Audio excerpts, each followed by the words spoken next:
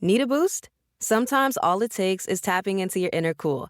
Icebreaker's gum helps you unleash the confidence within. Each chew releases a rush of icy flavor powered by cooling flavor crystals, sending a wave of refreshment to reinvigorate all your senses. Icebreaker's convenient pack fits everywhere, from car cup holders to backpack pockets, so you can find your cool wherever you go. Grab Icebreaker's gum online or at a store near you. You know what's really terrifying?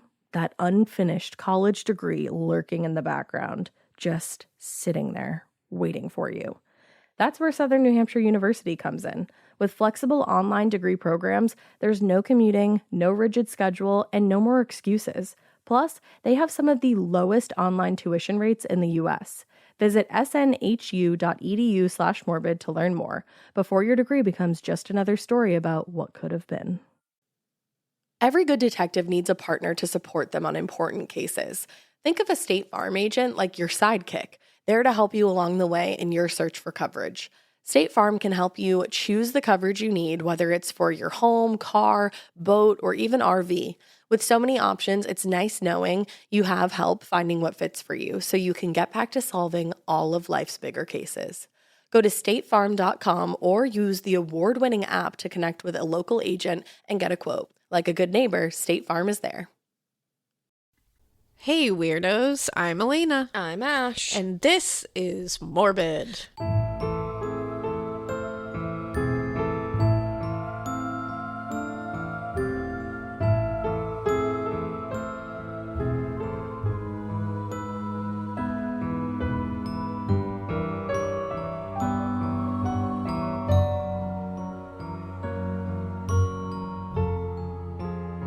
It's morbid in the morning. It is, which might be why we both sound like, I know, I always sound like a lot grittier in the morning. Yeah, I like that grittier. Yeah, you know? I'm grittier when I wake up. Yeah, I haven't even had a single coffee yet. I'm actually having a liquid IV. Ooh, you really are. Yeah, I'm like looking genuinely. at it right now. I like to start my morning with them. I'm having coffee. I'm having my 1.5 coffees. When I got to Alaina's, there wasn't enough coffee in the pot for me. So, like, are we even sisters? I Do you blame even John. love me? I blame John. I blame all of you. I mean, I'll make you more. She offered to, but I was did. like, it's okay. So I think this week there wasn't any real movement in like the Gabby Petito case or anything, which is what we've been kind of like slowly updating on as much as we can. I'm worried that that's going to fizzle out. Yeah, I'm a little worried about it. And I wanted to mention another missing persons case that I've been following like really closely, and I know Ash has too. Yeah. If you follow us on social media, you might have seen us retweet a bunch of stuff about it. It's a man named Daniel Robinson, and he went missing on June 23rd, and it was he was missing near Sun Valley Parkway and Cactus Road in Buckeye, Arizona. Yeah. He's a geologist, and he has been missing now for months. No sign of him. And None. his father is like... His father has been... like working tirelessly. Yeah, tirelessly to get his son home.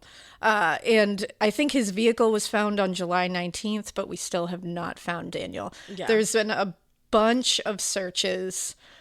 They've brought in like people from out of state. People have been driving from out of state to get there to help with the search. If you want to follow this case and help out as much as you can, because we're trying to get the word out, you can follow them on Twitter. The father has been updating constantly at please help find 4, the number 4. So at please help find 4. And you can find all of the information. He's also got a website up that's pleasehelpfinddaniel.com. I can't imagine like being a parent Yeah. and having that happen to you. I can't No, it's horrific. even imagine. And just to not know. Like, Well, that's where the is thing. he? Like there's no trace of him whatsoever. Yeah, it's driving me nuts, and I want this family to get some kind of Closure. closure or some kind of happy ending here. I really want it. Seriously. So if you can, take a look at the website. If you have Twitter, go on Twitter and see if you can follow them. See if you can either help or retweet just to get the word out. Maybe someone knows something. So that's the one that I've been following like really closely. Same here. But I think other than that, there really isn't a ton of true crime news happening this week. I haven't seen much than that. We won't get into it too much, but that Astro World concert is fucking disgusting. Wild. The fact that he didn't stop the show. I'm horrified. I'm horrified by the We were just thing. sitting here talking about it and the amount of people that have stopped shows, and Travis Scott himself has stopped a show before because he thought someone was stealing his shoe. Yeah, but he can't couldn't do when it people were getting trampled. Okay. Like Dave Grohl, Kurt Cobain has stopped shows. Like, come on.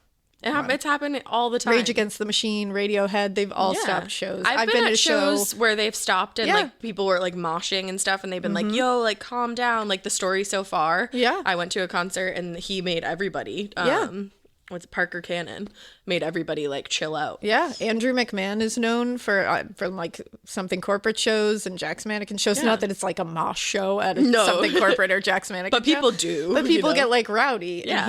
And if somebody's like doing something inappropriate, they'll stop the show and be like, hey, chill out. Like, this isn't what this is about. Right. So the whole thing is just really, really fucked up. But I mean, we'll find out what was really going on there, and wowzers. But that's not what we're talking about today. What are we talking about today? Today we are talking about the kind of unsolved case of the murder of Nona Carol Dirksmeyer. Oh, I don't know this one. This one is also called the Beauty Queen murder. Oh. Which I thought, I know, which I was like, I wonder why Ash hasn't seen this one. I know, I don't think I've heard of this No, one. this one's a crazy one. I hadn't heard of it before I just like randomly came across it. Yeah.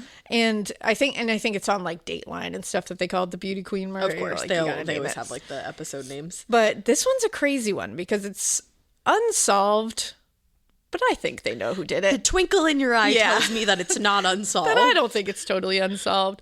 And I'm really hoping at the end of this that maybe, sometimes when we do cases like this where it's like, yeah, and it's unsolved, but like I know no movement has happened, but we need something.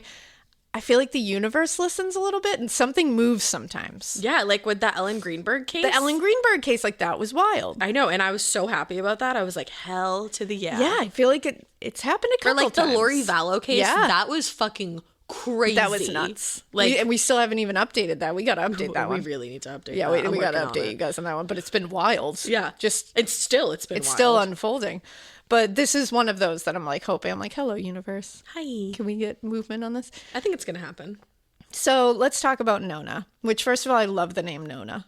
That's really like ironic because I was listening to that Bowling for Soup song last week, and it's like, her name is Nona, she's a rocker with a nose ring. I love that. That's weird. Yeah, that's because it's a unique name. It is, and I was listening to that like MySpace playlist that I don't always listen to. So MySpace playlist, Strange. I love it. So Nona was born December 26th, 1985. So she's essentially your twin then. Yes, which is another reason why this case, when I started getting into it, I was like, wow, I feel connected to her. But that's like 2 days apart. 2 days apart. Same year and everything. It's 2 days apart. That's weird. Isn't that weird? She was born in Zachary, East Baton Rouge Parish, and that is in Arkansas. Okay. She grew up in Russellville, Arkansas. She was born to Paul and Carol Dirksmeyer. She has 4 brothers and 1 sister.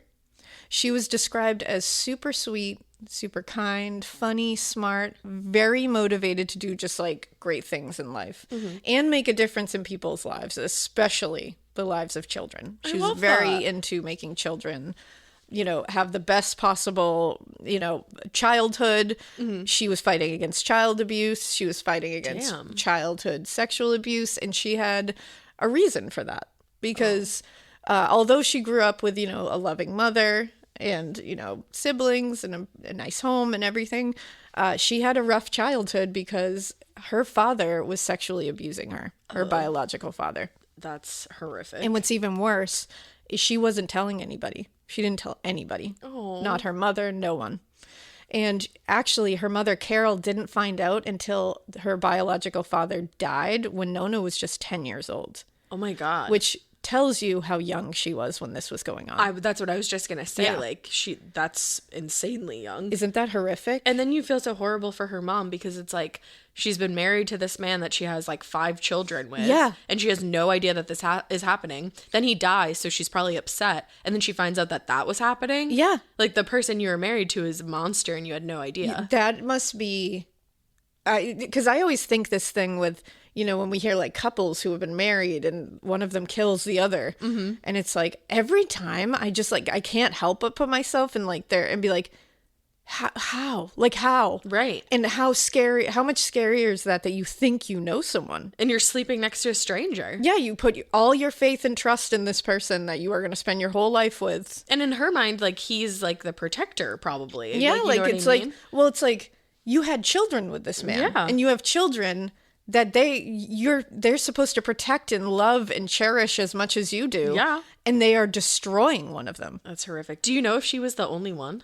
I'm not sure that, because there's very little about that. It's just kind of like glossed over, I think, because it's really like, I think she was so like, she honestly, when she was younger, she was very shy about it, didn't want to talk about it, obviously.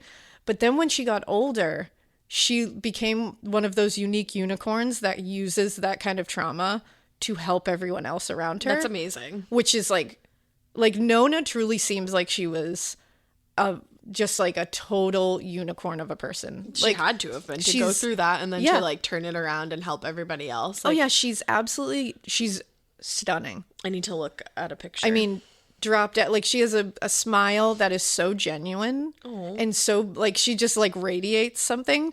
And it's, you know, those we always like, everyone always jokes that like, you know, they constantly use the same phrase on these Dateline shows and stuff that like when she walked in the room, like she lit up a room when she walked down. Nona fits that. I just looked at a picture of her and she genuinely does. Yeah, she just seems like she's one of those people that you just want to be around. She just radiated that. She does. And she took that kind of horrific trauma that none of us can even fathom, and she turned it into a platform later for where pageants. She wanted to help. Yeah, where she was trying to help children never have to go through that, or help children who were going through that. Right. Which is huge. Now, her mother, Carol, said she was quoted as saying about finding that out after her husband's death. It was horrible. It's such the end of my world. I just couldn't believe something like that would happen. But I knew enough to know that she was telling the truth. Of course, yeah. Which must just, I can't. Just break you as a person. It's a horrible, horrible thing. Now, Nona started dating a boy named Kevin Jones in high school. They actually knew each other since kindergarten and were like great friends their whole life. Oh, that's really cute. Which is adorable. Kevin was the one that one of the only people she told about the abuse that she was suffering from her father. When they went to Dover High School together, they fell in love and started dating. I love love. Isn't that kind of adorable that they knew each other since kindergarten? It is. And just like, I'm hesitant. I know, I could see in your face. You're like, yeah, it's cute. I'm like, why are you shoving it down my throat? How cute I guess it is. it's cute. Yeah, they knew each other a long time. It's pretty cute. In my opinion, it's cute. Okay. Now, they were immediately inseparable. I mean, it's a high school relationship, you know? Like, you want to be around each other all the time. That is, unless you're my high school boyfriend who didn't ever want to be around me. Yeah, he sucked. But yeah, he was the worst. If you're listening, I hope you're doing well. I didn't have a steady high school boyfriend. I was just terrorizing the lives of others. I will say though, I think like high school, it's such an immature time. You don't know how to be in an actual functioning relationship. No, you certainly don't. And if you do, kudos to you, because I certainly didn't. No, I was a nightmare. Yeah, so everybody learns. But they were in one of those unique relationships that they wanted to hang out with each other all the time, and they were happy. One of those unique ones. Yeah, those unique high school relationships where you actually spend time together. Now, at the time of her death, they had been dating for almost 5 years. Your home should show off who you are. Now is the time to boldly write the newest chapter in your home story. And your main character? It's Ashley. Ashley has styles that balance timeless appeal and modern trends to bring your personal look home. Yes, these are well-crafted and affordable pieces with eye-catching design, but they're also built to stand up to real life. With features like stain-resistant performance fabric, options that are incredibly durable, easy to clean, and stain-resistant with machine-washable covers. Plus, Ashley provides fast, reliable, white glove delivery right to your room of choice, so you can style your space without any stress. Ashley was nice enough to send us a bunch of new pieces for my pod lab at my house, and when I tell you they deliver it to your room of choice, unfortunately they did have to deliver to the attic, but they could not have been nicer about it. I got, or was gifted, I should say, the Revion Lake sofa and love seat. It's in this like olive colored velvety fabric. It's so nice. I will say it is so freaking easy to clean because if you know me, you know that I have a white cat and a black cat and then a multicolored cat. The white cat loves to just roll all up on this furniture and leave his hair everywhere, but it's so easy to vacuum. I also got the Meili coffee table. So I have that, like I said, in my attic, but I'm ready to order another one for my living room because this coffee table is so beautiful. It has this like antique old money vibe to it. I absolutely love it. And then finally, I got three actually of the core stone end tables. They have little shelves in them so you can dress them up and, kind of like personalize them to your style. I highly, highly recommend all of the pieces that I got. And I just recommend Ashley in general. It was such an easy process to shop with them and the delivery, all of that from start to finish. It was awesome. Visit your local Ashley store or head to ashley.com to find your style. Getting paid twice a month doesn't mean money is scarce. It just feels that way. That feeling makes you do weird stuff, like putting things on a card you didn't need to. Earnin removes that feeling. With Earnin, you can access up to $150 per day of money you've already earned, plus up to $1,000 between paychecks. Standard transfers take 1 to 2 business days with no mandatory fees, and expedited transfers start at $3.99 and cap at $5.99. 5 million people are already on it, and honestly, it's wild it didn't exist sooner. Download Earnin on the App Store or Google Play, spelled like earning money without the G. Type in Morbid under podcast when you sign up. It'll really help the show. Earnin is a financial technology company, not a bank. Access limits are based on your earnings and risk factors. Standard cash outs take 1 to 2 business days with no mandatory fees. Expedited transfers available for a fee. Tips are voluntary and don't affect the service. Available in select states. Terms and restrictions apply. Visit earnin.com for full details. Years. Oh, so shit. They were lifers. Now, Kevin's mom actually thought that they were going to be together forever. She was like, I was ready, waiting for after high school Like for the engagement. proposal and the wedding. Like, she loved Nona. They really got along with each other's family. This is way too picture perfect, I and know. it's gonna ruin me. And I could feel it. Kevin's mom said she thought they were so good for each other. Like, they brought out the best in each other. All right. Now, she started competing in beauty competitions when she got a little older. Right. Now, a lot of people called her like an unlikely beauty queen, but not because she didn't look like a beauty queen. I was gonna say because she's like drop dead. She was one of those that you would see her on the street and be like, you are beautiful. You're beautiful. Like, Right. you're like a unicorn. But she was really shy. Okay. Like, people described her as like painfully shy growing up, which is understandable. I'm sure it has a little bit to do with some trauma. Yeah, I think so. And also, I was super shy when I was little. So, and I remember when I was little, I was super, super shy, but I loved theater. So when you That got was me your on a escape. stage, I could be confident and like speak and be like, la, la, la. Yeah. But then you get me in normal life and I was you'd be like, and I just like wouldn't say anything. I know that I relate like everything back to Bravo, like everything in the entire universe, but we watch Vanderpump Rules, and if any of you guys do, it reminds me of Raquel. Yeah, like the beauty queen. Yeah, like they were saying recently, like she's like so painfully shy, like can't give a speech And, or like, anything, insecure and like super insecure. But then she's on stage and she's like gorgeous, and like that's her escape where Yeah. she can talk and not be so shy. Well, and it's like a lot of people, myself included, I used to like rag on beauty pageants and all that, like a lot of people do. Yeah. But I feel like those, at least if it makes somebody feel confident and Yeah. it gives them like and it seems like it does to a lot of people. Like, if it gets you out of your shell and it makes you feel like confident and like better about yourself and better about speaking in front of people, then like right on. Right on, man. But Kevin actually said, a lot of people said that once she started these beauty competitions, it did that for her. It Good. really opened her up. She felt confident. She could see how beautiful she was. She could Yeah. see how beautiful she was inside. Like, she was starting to really, like, just blossom. You're gonna fucking ruin me. Yeah, I know. This one really, like, hurt my heart. Yeah. Now, she went on to win Pope County Beauty Queen, Miss Teen Nebo. Sorry, Arkansas. It's Arkansas. Nebo. I'm not sure. I have never been to Arkansas. I hope this isn't so I don't know. another Naperville incident. I don't think so. I feel like that's a once in a lifetime. One would hope. And when she was at the time that she was actually killed, she was the reigning Miss Petty Jean Valley. And I looked that up for you, Arkansas. Yeah. So the pronounce names lady did say Pigeon. oh yeah, we did. When I looked it up at first, it said Pigeon. Pigeon, which sounds very nice. But then I found a true Arkansasian who said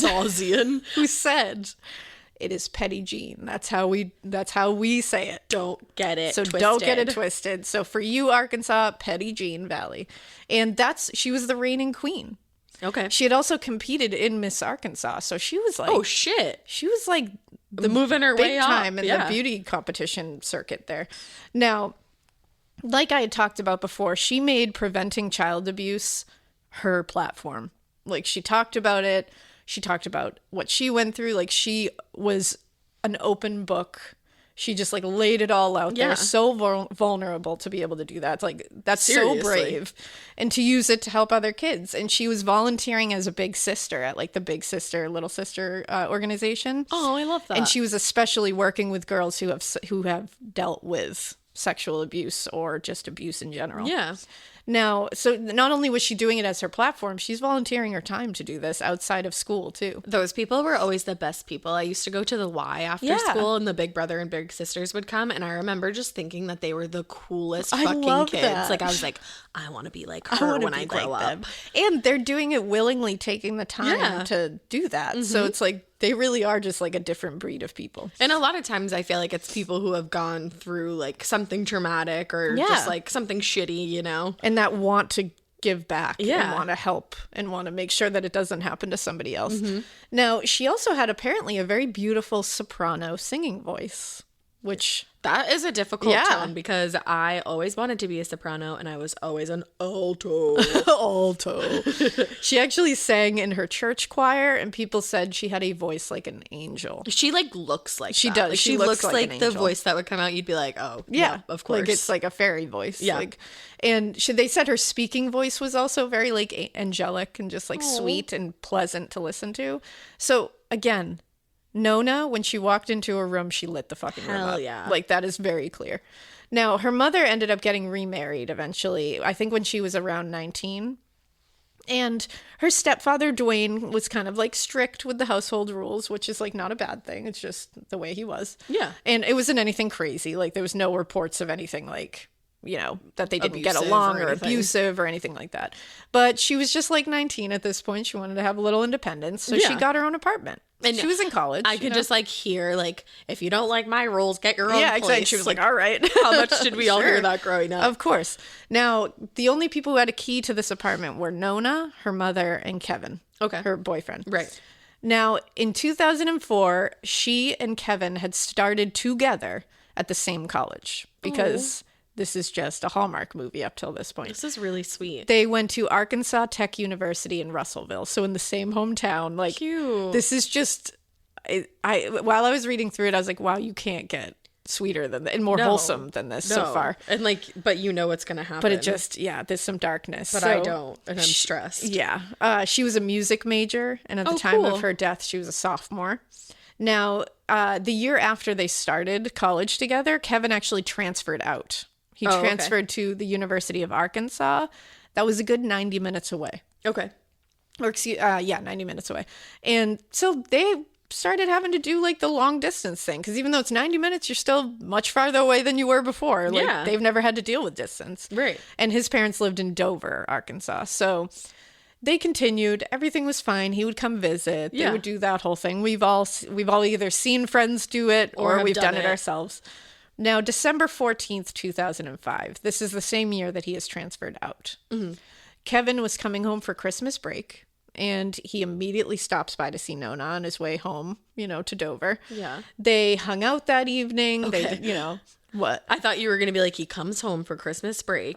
You're like, I'm like waiting for you're like, what is it? The shitty part. No, they're of this. hanging out that evening. They, talked about their plans for the following day, which they both had separate plans. Okay.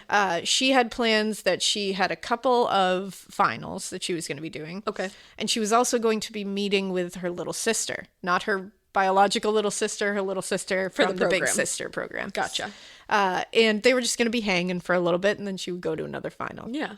Now, Kevin was going to be taking his mother, Janice, that following night to a holiday party because his mom was a librarian at a school and it was a faculty Christmas party, and he agreed to escort her there, which is pretty adorable. I thought you meant he was just like driving her, but he No, was like he was literally going to bring her to the party, That's be so her cute. date to the party. Shut up. Yeah. So they had a night on the 14th. They had like a nice night together, and he drove to his family's home in Dover, which was, I think, about 20 miles away from Nona's apartment in like Russellville. Half hour. Yeah, nothing too crazy. He drove about like a little after midnight home. Okay. When he got home, they spoke on the phone. I think around. Sorry, I had a hiccup. I think I was like, they spoke on the phone close to like 1:30. Okay. So December 15th, 2005. This is the following day. Nona was going to be home alone in the apartment. This was the Inglewood apartment complex. And again, she had that final exam in the morning. She had one a little later that day. And in between, she would be meeting with her little sister. She never met with her little sister. Oh, no. She was also supposed to call Kevin after her final, just so they could talk. They just wanted to like touch base. She didn't call. Never did. Now, that morning at 9:04 a.m., she had sent him a text message. At 9? At 9:04 a.m. that said, "Good morning, Cuddle Muffin. I love you and hope you have a great day." Shut the fuck up. Now, it was hours after she should have been done with that final, and he had heard nothing. So he was starting to freak out a little bit. He said he called her multiple times. And then when it rolled around, I think he sent her a text message around 4:28 p.m., I believe it was, that just said, "You alive?" Mm-hmm. Now, immediately when we find out, because we do know that Nona was murdered. Obviously. Everyone saw that text message and was like, wait a second. Yeah. Which I get. I know, because at first I actually was going to be like, what? But then in my head I was like, the amount of times how many that times I've do you sent say that text. Like, I've sent it to John while he's downstairs. Same. If he's like not getting me like something that I'm like, can you just grab me that really quick? I'm like, are you alive? Drew will go to like Target and the line will be long and I'm like, are you alive? Are you alive? Where's my venti? It's something you definitely just send. Yeah. And again, you can look at it both ways. Yeah. But I don't know why like somebody who murdered someone would text you alive. Yeah, no, that'd be that would be like a very damning thing to do. I don't know though. Now, 6 p.m. rolls around. This is when he's going to be bringing his mom, Janice, to the holiday party. So they're in the car. They're on their way. And Kevin's telling her about the whole thing because, again, she loves Nona. And he's they've like, been a I'm part worried. of each other's lives for their whole lives. Yeah. And he's like, I just can't reach her. She's not reaching me back. I don't know what's going on. Like, I'm a little worried, Mom. Like, I don't know if I can, like, go to this whole party and, like, be thinking about this. I feel like I need to find out what's wrong. Right. And she's like, yeah, like, figure it out. So on the way to the party, he calls his friend Ryan. His friend Ryan happens to be a pizza delivery guy. Okay. And he delivers pizzas in Nona's neighborhood in Russellville. Okay. Because, again, that's their hometown. It's not like a weird thing. Right. And so he calls Ryan and he's like, you're working tonight, right? And he's like, you're delivering in that area. And he said, can you just stop by Nona's apartment and see if her car's there? Yeah. So Ryan's like, all right, cool. So Ryan calls back and he's like, yeah, her car is here and the light is on in her apartment. Mm-hmm. So he's like, okay. So he's like, can you knock on the door for me? Mm-hmm. And so Ryan knocks on the door. No one answers. Oh. And he's like, Kevin, no one's answering the door. But I like the lights on, her car is and her here. car is there. Yeah, that's so freaky. They're like, all right, this is weird. So Janice and Kevin are like, let's go to her apartment. We'll stop there on the way to the party and check this out. So they race to the apartment and Kevin and Ryan tried to open the front door. They knocked again, nothing. And they try to pry it open, nothing. Mm-hmm. So it's locked. So they go around the back, and she has a sliding glass door. Doesn't Kevin have a key, though? Now, he does. I'm glad you thought of that. But he didn't bring it with him. It was at home. Oh, okay. Which he was like, I just didn't think I would need that key. Like, yeah. I wasn't planning to stop by her house. Like, I didn't plan to see her that night. I was going to the party with my mom and coming home. Yeah. So he said the key was at my house. I just didn't have it. Okay. So they went to the back to the glass sliding door. Now, she was known, I guess, for using that burglar bar on the glass sliding door so you can't open it. Yep, we've always had one of those. Yeah, hell yeah, get a burglar bar. They're amazing. They're at least another step that somebody has to take to get into your house. And it's really hard to open you a door can't with one open of it those. with Yeah. it. Like, you would have to smash the window. But she always had it in there, and they look, and it's not in there. But the door is locked. But the burglar bar just isn't there. The door is locked when the burglar bar is not there. Which is weird because she always puts the burglar bar there. And if she's alone, if she's home alone, she's definitely putting it there and locking the door. Right. So they were like, this is weird. They were able to pry open the glass door because, again, without a burglar bar, they were able to do it. Spooky. When they ran in there, they saw some blood on the Venetian blinds as they went into the sliding glass door. Oh, no. When they walked into the living room, they immediately saw Nona nude, only wearing white socks, face down, and a puddle of her own blood. Oh, no. Now, according to them, Kevin ran to her, grabbed her immediately, like hugged her to him, and was like sobbing. Yeah. And trying to wake her up. That's his girlfriend of 5 years. Yeah. And his mom immediately called 911. Okay. So the police get there, and Nona is already dead. She was 19 years old. Now, when they got there, they saw, like I said, she was lying face down in a pool of blood. Her eyes were closed. Her face was covered in blood. She only had the white socks on. That's it. That's which like is very eerie. Strange. And yeah. Very strange. Right. Were there any clothes like in sight? I don't think so, but they didn't put it in the reports. Okay. Now, she was stabbed, which we'll talk about. I mean, the police work here was not A+, as we'll find out. Good. Awesome. Yeah. She was stabbed in the neck with several stabs as well on her shoulder. Oh. Now, it's the same shoulder that she was stabbed in the neck, the same side. And they said likely she was trying to defend herself by bringing her shoulder up to protect her neck, like which is what you would do. Right. And so the person was stabbing her shoulder, which is so like rage-filled. She had also been viciously beaten in the head.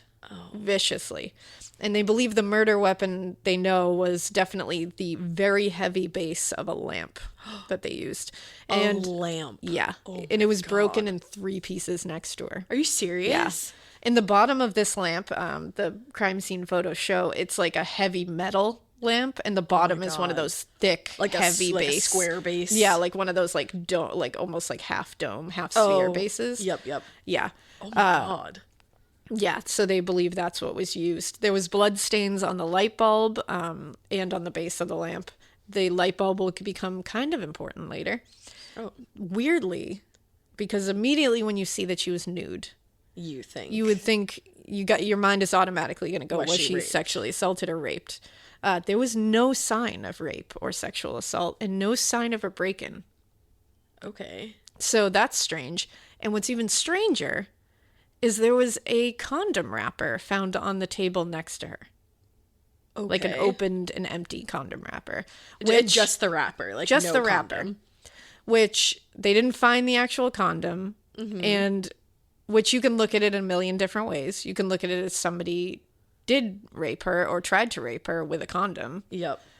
You can also look at it as, was that like from another day? Was that Kevin's? Yeah. You can also look at it as, is this another guy? Yeah. She's in college. Yeah. Maybe it happens. But so they immediately looked at that.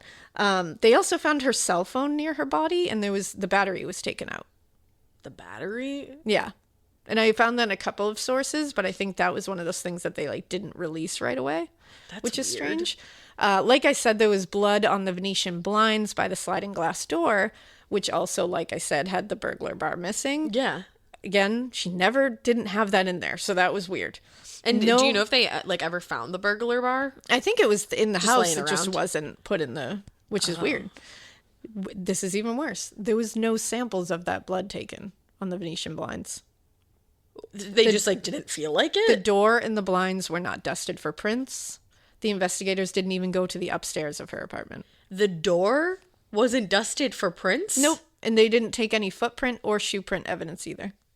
So what did they do there? I think the front door was maybe dusted, but the sliding glass door was not. Why would you not just do both entryways? And why would you not go upstairs? What if there's more shit upstairs? And also, so the burglar bar isn't in the sliding glass door. There's blood on the Venetian blinds on the glass door. Yeah, like somebody probably It's left pretty clear that he door. left through that door. But so maybe take that. But it was locked? But it was locked. So how, do you think, like, how would he would have been able to lock it from the outside? I don't know. Huh.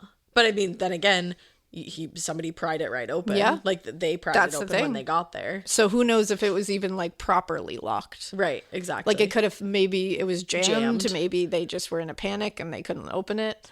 They were able to open it. So, wow. Yeah. So they didn't take any of that blood, and there's, because they had a pretty good idea of who they thought did it. So they didn't want to do the full court press. So they think it's Kevin. Of course. Because the boyfriend did it. Of course, because when they walked in, he's covered in her blood, obviously. But he said, I was holding her. I ran and I grabbed her. Like, that's why I'm covered in her blood. And they were like, okay, that's convenient. That's convenient that you covered yourself in her blood. So it is. Which it 100% I can see that. But on the same token, if Drew, God forbid, was like brutally murdered, I would 100% go over to his body and pick him up and hold him. It reminds me of the Ellen Greenberg situation where I would 100% do that. Because I think when we posted the Ellen Greenberg episode, I remember somebody was like, maybe the person just didn't want to go touch her. Maybe her husband didn't want to go touch her fiance. Her fiance didn't want to perform, asked, do I have to? Yeah, and I think somebody had commented that, and I was like, yeah, no. I was like, if you love someone, you're not thinking of ew, gross. That's not at all a thought in your head if you would truly love someone. And I feel like the thought of I could contaminate this crime scene, it just wouldn't go in my mind. Because you're not thinking rationally in that moment. You're just thinking, I love you, what the fuck? It must be tunnel vision of just, I need to help the person I love. I'm not thinking of the investigation. I'm not thinking of anything. And whether it's realistic or not, obviously, I'm sure when they walked in, she was very clearly dead. But I'm sure he was thinking, can I resuscitate her? I... And he says it later. I've never seen a dead body before. Yeah. I didn't know she was dead. Right. I don't know, and I didn't want her to be. No. That's I was hoping she wasn't. How many times in the movies have we seen people resuscitate a dead body and they're like, please come back. Yeah, exactly. That's horrible, and it happens all the time. It is. So I do understand that they're for sure. That's very convenient that he rubbed the blood all over himself and was on the same token. The Sherwin-Williams summer sale is here. Get 30% off select paints and stains or 35% off their newest product, Emerald Symmetry, July 17th through the 27th. Whether you're looking to refresh your interior or your exterior, they've got the colors to bring your vision to life. And with delivery, getting everything to your door is easier than ever. Shop online or visit your neighborhood Sherwin-Williams store. Retail sales only. Some exclusions apply. See store for details. Delivery available on qualifying orders. Chilling crime cases are mysterious, but finding coverage shouldn't be. With the State Farm Personal Price Plan, you have options and can personalize your plan to help create an affordable price so you can get back to cracking all of life's bigger cases. Talk to a State Farm agent today to learn how you can choose to bundle and save with the Personal Price Plan. Like a good neighbor, State Farm is there. Head to statefarm.com to get a quote. Prices are based on rating plans that vary by state. Coverage options are selected by the customer. Availability, amount of discounts and savings, and eligibility vary by state. Absolutely. I can see that. Yeah. And it's but I can totally see the other side. So here I get it. Why they immediately were and of course they're going to zone in on the boyfriend. You got to. But you also got to dust for fingerprints everywhere Exactly. you can. That's the thing. It's they had good thoughts and terrible thoughts. Mm-hmm. So he also, apparently one of the things that they kept pointing to was that, and I don't know why he would have said this, he told the cops that he watched a lot of Law & Order. Okay, same. Which I don't know if that was him being if they said oh, we need to bring you to the station to talk to you, and he's yeah, I watch a lot of Law & Order, I know how this works. I wonder if that's joke, maybe that's his way to get through maybe it was just I know what needs to happen next. But I don't know. And again, I get why they're like, why the fuck would you tell me that? Like, that's especially because later we're going to see that they're kind of looking at this crime scene as like a stage scenario. Okay. So if he's saying that, they already have in their heads, you know how to stage a crime this is stage. scene. Well, you watch a lot of Law and Order. You must know how to make this look like somebody else. Everyone and their mom. Of course. Now, obviously, because he's the boyfriend, because of these like kind of weird comments and the fact that he's covered himself in her blood, he's prime suspect number one. And also because he has a key to the apartment. Okay. But he didn't even have it with him that day. He had it with him that day. It's at his house. Yeah, yeah. He was at his house I meant that like when day. he went there. But she was killed way before they got there. I know. Yeah, you're right. Okay. So what was he doing the rest of the day? I don't know. And maybe he had the key. I just have this feeling that it wasn't him. I don't want it to be him for sure. Now, when the police, and the other thing that they said was when they got there, it almost looked like he wanted to show them that he was covered in her blood, which to me says him just being like, hello, the reason I'm covered in her blood is because I grabbed her, like, hi, like, this is happening. You know, like, I don't think that's him being like, hello, I've bathed myself in the blood of my murder victim. Like, I don't think that's what he was doing. No. I think he was like, hi, guys, I'm covered in her blood and I'm sorry I grabbed her because I love her. Like, I think that was more what I would take from that. Yeah, exactly. But they were like, yeah, it was weird. Right. That he just decided to show us. Now, he spent several hours in interrogation at the police station that night, obviously. He never once asked for a lawyer. Which I was like, Kevin, don't asked you for watch a lawyer. Law and Order? Yeah, it's like, come on, man. But I think he was like, I'm innocent. Yeah. I'm innocent. He was saying, I'm innocent. I don't need a lawyer. Mm-hmm. Now, when asked directly, did you kill Nona? He said he would kill himself before he ever hurt her. Oh. Yeah. He said I would never hurt a hair on her head. Okay. Now, obviously, yes, of course. But obviously, we have heard actual murderers say that about people that they supposedly love. So it's a very hard one. You want to believe him, but you gotta be a little sus. I literally have a shirt that says the husband did it. Exactly. You gotta be sus. Right. That's all. You just gotta just put the antenna up a little bit. Mm-hmm. Now, they obviously, you know, whenever they do this thing, they'll walk out of the interrogation room, leave the camera running, and watch how they act. Yeah, see if you do like handstands or anything like Jodi Arias. We just gotta see what you're doing in there when you're all by yourself. Right. Because some people will just confess into the empty room. Like sometimes like at Robert Durst. And at the bathroom. Yeah. And some people just act really weird at Jodi Arias. Yeah. Now, Jones ended up, like, he was clearly upset.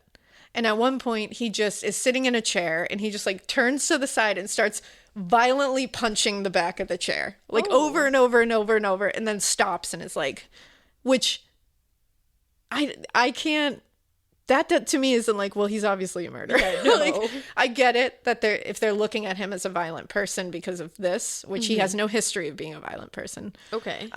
If they're looking at it like he did this, yeah, then sure, that behavior is like concerning. Like you're but just also punching a the chair. love of his life just died and he's sitting in an interrogation room. Yeah, there's a lot of emotions I think he's probably here. feeling like very frustrated with life at the moment. And if you look up the interrogation, the interviews, you can see, I feel like I always look at these things when somebody is being accused of something. If it's me being accused of something I truly did not do, I get such anxiety and I will like get very worked up to be like, no, I didn't do that. Like, you know, like you start like, because you just want somebody to know, like, no, if I could show you that I didn't do this. Right. And whenever I see an interrogation, somebody just being like, no, I didn't do this. When they're being accused of something, I'm like, I don't know, that's weird. Too calm. And Kevin, they're telling him at one point, they're doing the good cop, bad cop thing where one of them is like, listen, you failed all the tests. We know you did it. Somebody saw you do it. Oh, God. The Google Earth car caught you on camera doing it. Like, it's literally like them telling him, like, everybody knows you did it. To break him. It's on TMZ that you did it. Like, they'll tell him everything. Yeah. And he is sitting there and he's literally, you can tell he's like, holy shit. Like, this is happening. And he keeps being like, guys, no, like, please talk to everybody. Talk to everybody. Everybody can tell you where I was. Like, he's literally like panic mode. And it's not panic mode like I'm caught. It's panic mode like, oh my God, they're going to West Memphis 3 me, and hello, it's Arkansas. I was going to say same place. he keeps saying, he's like, guys, I didn't do it, I promise, like, and he keeps saying, like, what can I do to show you I didn't do it? What can I do? Like, what can I do? Tell me what to do. Right, he's desperate. He's begging them, like, please let me prove this to you. Talk to everybody. I didn't do this. So to me, right there, I was like, he didn't do it. Yeah. I don't feel like he did it. Yeah. And they took photos of his hands and stuff. There wasn't a mark on him and his arms or anything. And they said Nona fought her attacker. Yeah, I mean, there would be, there was like a fight. I feel like there would be a scratch or something. Now, they did interview about like 50 different people of interest that week. Like anybody that was nearby, like not, suspects, but just people around that they had to clear. Right. They also spoke with some men who Nona was also seeing. Okay. Because she was seeing other men. Okay. Now, Kevin did not know this. And they were able to rule these men out. Because I think they were just like casual college people. Yeah, like they weren't far. Yeah. Now it's college. Yeah, and it's like, and as we'll see, he didn't know until after, so it doesn't seem to be. Sucks. Now they interviewed her stepfather Dwayne as well, of course, right? Because he's another man in her life, and this is he was known to be like strict, I'm sure, and all that. And just any men around her are going to be interviewed. He had an alibi. He was shopping. He provided receipts. Okay. One day before Nona's funeral, Kevin actually went to the Russellville Police Department on his own volition. They had talked to him earlier and said, we would like to talk to you again. Yeah. So if you could come at some point. So he showed up right away. He was like, all right, let's get this done. I'm ready. Let's go. And he volunteered to come down, and he said, quote, I'll do anything that you guys want me to do. I'll do a DNA test. I'll do anything. Which is pretty yeah, if he's gonna give his DNA, I mean that tells me something. I mean, but at the same time, people have committed crimes and been like, take my DNA. Because as we've talked about before, killers are narcissists, and they don't think that anybody is smarter than them, and they think they can get away with it. So sure, take my DNA because I'm magical and you won't be able to catch me still. I'm magical. Yeah, I didn't leave any DNA, so you can take it. Yeah. They think that. But this is when he agreed to take a lie detector test as well. And the polygraph examiner said that he failed it miserably. Oh. Yeah. Okay, but here's the thing. At first I was like, oh no. But then I'm like, that's not even admissible. It doesn't matter one way or the other, really. As we've said before, lie detector tests are about as reliable as a hot dog in a trench coat. So, yeah, okay. Because the thing is, obviously, he's probably fucking panicked. It has stressed. So much more to do with your internal feelings than it does with if you're I could fail one of those easily, I'm sure. It's one of those things that when it's paired with 100 other guilty things, you're sure, that's weird. Right. If he was found with the knife in his hand and his DNA was everywhere. Sure. And then he failed it. CCTV footage of him going into the place and coming out at the exact time that she was killed. Yeah. And then they were also Andy failed the polygraph. I'd be like, wow, damning evidence. For sure. But with this, I'm like, he's a 19-year-old kid who's really stressed and just lost his girlfriend of 5 years. Yeah. And is now being blamed for it. Right. Yeah, I think I would probably fail it as well. Well, and to me so far, it definitely doesn't seem like he did this. Well, and what Kevin said was, quote, the man who gave it to me told me that he had not seen anybody fail a test worse in his 28 years of giving lie detector tests. Okay. And they said there was no doubt in their mind that he murdered her. Told him that. There is no doubt in our minds that you did this. It's on video. And they're like, we know you killed her. We know you did it. Just admit it. Right. Everybody knows it. Right. And they were like, her parents know it. Everyone knows it. Yeah. We all do. And he's literally like, what do you do? He was just breaking down. But the funny story about the polygraph test. The guy who gave the exam wasn't a certified polygraph examiner. Dude, come on. So funny. So far, we haven't swept for fingerprints in the places where there was literal blood, blood smears. Mm-hmm. And now we've told him that he failed a polygraph miserably, but the guy giving the polygraph isn't even a polygraph giver. Yeah. Definitely. He's not certified, at least. Come on. And I feel like at the very least, when you're giving polygraph exams, you should maybe be certified. I don't know. That feels right to me. I feel like anytime you're doing any job, you have to have some qualifications or certifications. And especially if I mean, we're going to take your word? Yeah. But like, you're doing the same, like, you're in the same spot that I could be giving the polygraph test and be like, ooh, it's spiked. That means lie. Like, what? What does he even know for sure? Yeah. Maybe he actually did really well on it. Yeah, maybe and it he was just the had it exact mixed up. opposite. Now, what's really sad is that this was the day before Nona's funeral. It was her visitation hours. Her wake. like a wake. Yeah. Kevin had helped her family gather clothing for it, had helped them plan it, like gone through the whole thing. When he showed up at the police station that day, they told him, "We will have you out in time for the visitation." Yeah. They promised him. He was there for about 7 hours talking to them. They got no more information that they could use. It wasn't a productive. The only thing that was productive on their end was he failed the polygraph. Giving him a fake polygraph. But they couldn't keep him. They couldn't arrest him, and they got no more evidence that would point to him. But I bet he didn't know that he could leave. He probably had no idea that he could leave. Because if I before we got into all of this, had I been in that position, I'd be like, oh fuck, I can't leave. Yeah, and they're probably making it seem that way because that's their job too. And then it's and then you don't want to look guilty, so you don't want to be like, I want to get out of here, because then you're like, are they going to think I'm not cooperating? And then they're going to tell people I'm not cooperating. So it's a big long cycle of just like, yeah. So he was there for 7 hours. He missed the visitation. I knew you were going to say that. And of course, everyone assumed he missed it because he was guilty. Right, that looks so shitty. That looks so shady. And I guarantee you that the police knew that in the back of their minds, and they were like, let's keep him here. This is going to fit our fucking narrative. Exactly, and this is going to get the community on our side, and here it is. Yeah, that's shitty and shady. Her stepfather even said, quote, "And all of a sudden it kind of like a light bulb going off in my head. I said, wouldn't it be funny if it's the boyfriend?" Oh. Which, like, weird choice of words. Not but, like, funny. I understand that you're, like, just spewing what was going on in your head. Right. And, yeah, I get why they were suddenly like, wait a second. Well, and I mean, you're never even, like, thinking it's possible that your child is going to get murdered. No. So, obviously, like, that happens, and you're like, wow, anything can happen. Yeah. Like, you're not... And if they're really honing in on him, right, and then he misses the visitation, and it's because he's being interrogated, right, and then on top of it, the police that night went to her parents the night before her funeral and told them he did it. He's the killer. Like, we're like, he is it. We know he's it. You would think also that, like, maybe they could wait until, like, a couple days after the funeral. Yeah, just, like, give them a moment. Just give them a second to, like, mourn one thing and not everything. Yeah, and obviously they were horrified. Yeah. And they are being told a story that makes sense, and I will get into that right now, but they also didn't want him at the funeral, obviously, because of this, which I totally they think that understand. He murdered their child. I would be the exact same way. And they told her parents something that made sense, like a story that went along with it. They said they believe that he did this because he came into the apartment. He had a key. Mm-hmm. He surprised her in the apartment, saw the condom wrapper on the table, and lost his shit when he assumed that it was because she was cheating with someone else.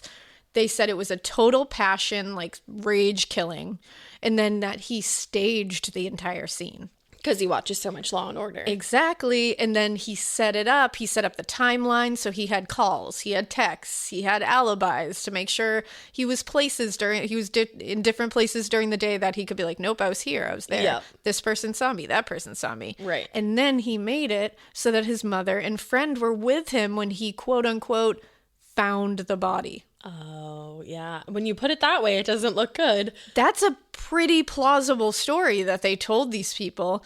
I totally understand why they were like, yeah, that makes sense. Yeah. Because it makes sense to me. It does, yeah. But the problem with that is, like, you need evidence to back that story up. And you don't have any. That's a crazy tale that you just told. Do you have anything to back it up? Right. No? Okay.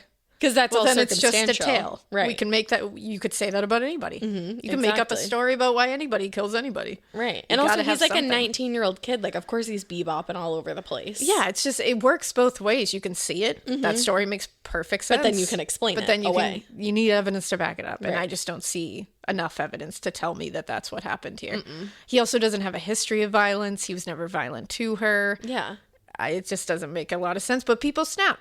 There's also that. Yeah, there's a whole fucking TV show. It really is one of those things that, exactly. There's one of those things that you got, and I know I play devil's advocate a lot, but you have to. You can't just like... I think that's good detective work, personally. Well, it's like you can't just look at one set of things and be like, yeah, that makes the most sense, so I'm going to go with it. Right, and that's what they're doing here. You gotta here. pull apart all the threads. And so they said that at the funeral, Kevin sat, away from the family because the family said, I don't want him sitting with us. Oh, no. Which is really sad, but totally understandable again. And he sat and just sobbed the whole time. And he said, nothing at that point mattered to me because I was hollow. All I could think about were the times that she and I spent together and that I'd never get to spend another time with her like that again. Oh. And Carol, Nona's mother, said she couldn't even look at him. Like, just you don't was blame horrified and going through the grief of this funeral. What a horrible time for everybody. Seriously. In every way imaginable. In such different ways. Yeah. So... like we said, the police now think they know what happened. This is what the narrative they are telling. But they haven't even arrested him yet. No. And they held a press conference and they said they had narrowed everybody down and they just had one person of interest who had not been ruled out yet, but they wouldn't name him. Okay. But they had already told the knows. family that they thought it was Kevin. It's already gotten out. Everyone around town knows it's Kevin. Right. That's who they're talking about. And they said they believed that his whole show of emotion at the scene was just him trying to actually like fuck with the scene. Okay. They said, quote, in the press conference, quote, or not in the press conference, later they said this, quote, he meticulously articulated everything to the nth degree so that he could come back and say anything that you find is accountable because I went in and grabbed the body and now look at me. Cross-contamination. Okay. And Chief Officer Bacon was the one who said that. Which, yeah. They're not wrong. Because, again, we said it earlier. It's a really convenient way to go, uh-oh. Right. It's all over me because I hugged her. Right. But then, like we said, on the same token, I would do the exact same thing. Very interesting. Yeah. It's interesting because it definitely, if I was watching this and hearing this, I would probably be believing this as well. Me too. So... So Kevin's guilty to them. This is it. And then it took it a step further for them because his fingerprint was found on the light bulb of the lamp that was used to kill her. And it was in blood. Oh, okay. Because it was blood all over the light bulb. So, which the blood becomes a very big part of this case. And I will get into it, I promise. Okay. But on the other side, he was dating Nona. He was in that apartment a lot. Yeah. His fingerprint would be maybe on a light bulb or something like that if he changed it. But it's in the blood. If it's in the blood, that changes things. Right. Because that's actually what I was going to say, wait a second. You were like, it's in the blood. Yeah. There was blood involved in it. So that changed that a lot. Now, Kevin said he thought they were going to get married. He was ready to stay with her forever. He had no problems. He was not angry. They were not fighting. To him, the long-distance relationship wasn't a problem. When asked about the condom wrapper, because, of course, while he's saying all this, they're like, well, what about that condom wrapper? If you guys were so happy, what is that about? Right. And he said, she must have been raped because that's not a condom that I use. And he was like, that's all I can think of. That's not mine. Right. And he said, I'm innocent. I didn't do this. And he said, I wouldn't use that condom. That's not mine. She had to have been sexually assaulted. That's the only thing he could see here. That's the only reason, like, when they kept asking him, that's all he could come up with for an answer. And just because you were saying earlier that they didn't find evidence that she was raped. Yeah, and we're going to get into that, too, because the medical examiner kind of explains it. But there is no physical evidence at the scene to say that she was raped. Like semen or something like that. No semen, but if somebody used a condom, that takes care of that. Right. And two... you often see, like signs of violence and, assault. Like abrasions. You can see physical things that will point to a struggle and a violent sexual assault. Right. But not always. Well, and also she was beat over the head with something. She could have been unconscious. Exactly. And if she was unconscious, then it there's wouldn't no be struggle. so violent. It's a different situation. It's hard. It's like really hard. Yeah. So, and as we'll see, the medical examiner said he didn't find evidence that she was raped, but he would not say she wasn't. So he couldn't technically So he said, I'm not going to say she wasn't. Okay. So more than 3 months after her murder, March 31st, 2006, they arrested Kevin Jones. Oh, shit. Yeah. Yeah. So he did go on trial for her murder. Wow, I was not expecting that because I feel like they didn't have enough. They really didn't. So, well, spoiler alert, they did not. And like I said, it was really the thing they were able to get him on that bloody fingerprint. And what we find out is that there was a fingerprint and a palm, like partial. Getting scared is one thing. Getting a thrill is, well, you want more of those in your life. The Genesis GV70 is built to thrill, baby. A thrilling yet elegant design always makes driving the GV70 an exciting adventure. Its powerful athletic stance screams performance and turns heads. Everybody's looking at you, girl, or boy, or whoever. Command the road and experience a class-leading standard 300 horsepower. Oh my God. Plus, discover the different dynamic drive modes for all different terrains. Choose between the different terrain modes for whatever road conditions you may encounter. The Genesis GV70's award-winning technology and performance lets you drive with comfort and drive with confidence all at the same time. It's an exciting SUV with intuitive tech that can make your ride smooth even when the road isn't. And its blind spot cameras allow you to see what's next to you. It's like having eyes on the side of your head. That's pretty iconic. Its performance, by the way, is measured not only in power, but in how it makes you feel confident, sexy. The Genesis GV70. Learn more at genesis.com and feel the GV70. Okay, let's have some real talk, just one-on-one for a second. I know you know this feeling. You start your period and the only pad that you have available is uncomfortable. It's like crunchy and weird. We can literally start our car from our phones, but we're still settling for crunchy, uncomfortable pads. Girl, listen, when you're looking for softness and protection, Kotex has you covered. They are changing the game with a completely redesigned lineup of pads and liners that are designed around what women actually want, like Kotex Bamboo. Kotex Bamboo has a 100% bamboo-derived viscose top layer that provides ultra-soft protection, which means you don't have to worry about feeling itchy or uncomfortable. It's like the worst feeling ever. It's gentle on the skin and it's made without fragrance too. Check out Kotex.com for more details on the new and exciting launch of Kotex Bamboo, available in regular, heavy, overnight, and daily liners. Every flow covered. Now available at retailers nationwide. Palm print on that light bulb. Now, and they really harped on that in court. And you said partial. Yeah, partial palm print. Okay.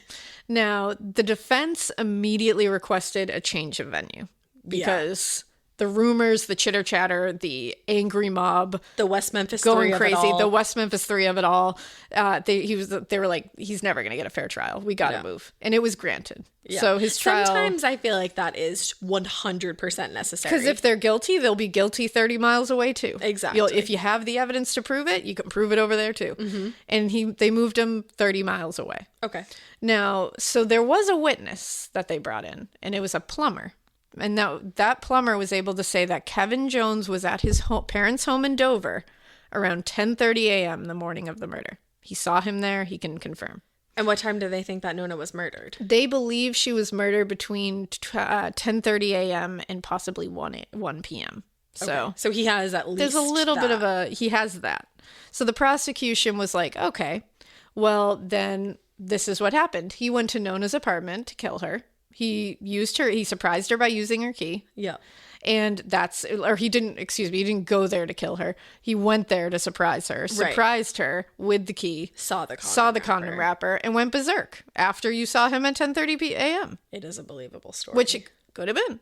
Now, interestingly, his cell phone was turned off for an hour and a half between the time of 10:30 and noon.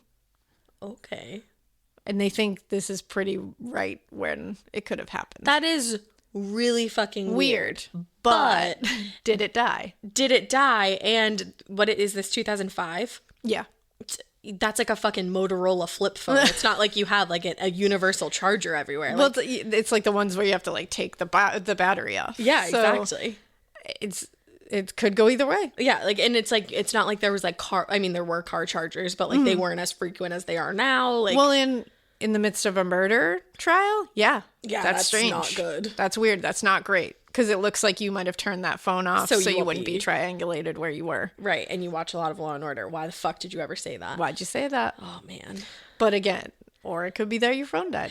See, that's These like are the problem with this. very It's circumstantial all- evidence. Yeah, like it's all explainable, but it also all works. Yeah, it could look bad for him. But none of it is a smoking gun that you're like, oh, that's the one. Except the fingerprints. I feel like fingerprints are weird. Yeah, the fingerprints Which are we'll weird. get into.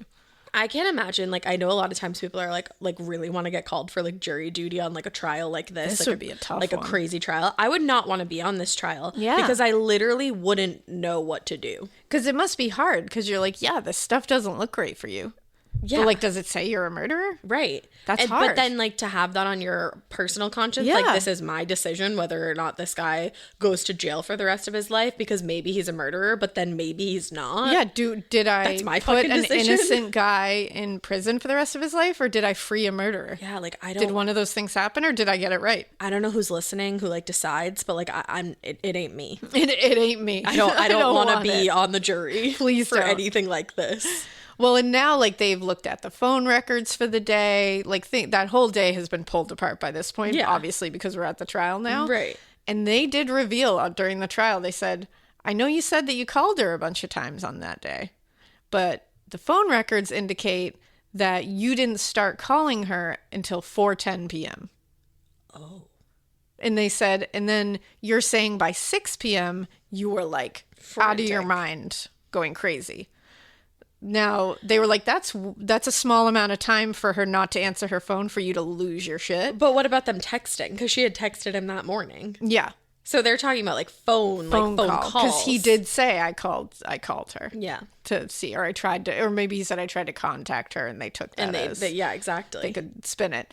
But to me, that doesn't definitely say he's a murderer, but it also It is is like, weird. did you lie or did you exaggerate? Or did they and twist also, what you said? did you get like, are you really possessive and toxic that you got that angry, like, or not angry, but you got that upset and like stressed In a matter of out 2 hours. within like 2 hours of not speaking to her? But then again, think of like how like chaotic you are at like 19 in a relationship. That's the other thing. Like 19-year-old Alaina was chaotic in my relationship for sure. Same, Like for sure. Which is why I'm not married to the person I was with at 19. Like, I mean, I didn't even have a steady boyfriend, and like if I was like talking to someone Yeah. and they didn't answer, I'd be like, "Oh my god, like they're cheating. We're not I even was together." I was a chaotic mess in my relationship at 19 years old. So but everybody is. I can't even, like, you have to look at it that way Yeah. too. It's hard to look at it from like a 35-year-old Right. who's like married, and I'm like, why are you getting that upset? Because you think everything is like a bigger deal Yeah. when you're younger, and Oh, like it's huge. you think that you're gonna like he said he thought he was gonna marry Yeah. her, and then he's 19, so he's probably freaking the fuck out. Of course. And when she's not answering. Of course. And But that's then, but at the same time, sure, you could look at it like, wow, like that's possessive, really and possessive. like really over the top. Right. Everything in this it's case so got two far, like sides. I could explain away, but I could also see. Very rarely do I come across a case where I can devil's advocate so The hard whole the thing. entire time. No, it's true. But I just And it makes me have feel to. crazy. I feel crazy. Like I right now. can't just sit on one side of it because it just doesn't make sense. Well, to. because it's not black and white at all. No. Now, Dr. Charles Cokes was the medical examiner who examined Nona, and he said she was stabbed in the neck with defense stabs on her neck and shoulder.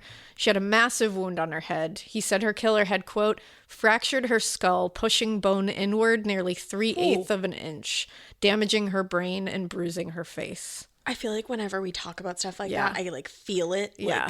Like that was when you see the crime scene photo of that lamp, it was a heavy base of a lamp. And it, oh my God. He called it a devastating injury and said she would have very likely not woken up after that, which hopefully is like a saving grace there. Yeah. He also testified that there were direct blows to her face, possibly by fists. Oh.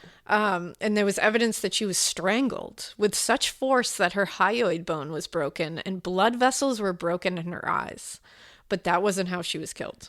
It was Is that a petechial hemorrhage? Yeah, a little petechial hemorrhage, because it's like the force of the strangling. And he said again that there was no physical evidence of rape, but he did not rule it out. And he believed that she was killed between 10:30 a.m. and 1 p.m. 10 and 1.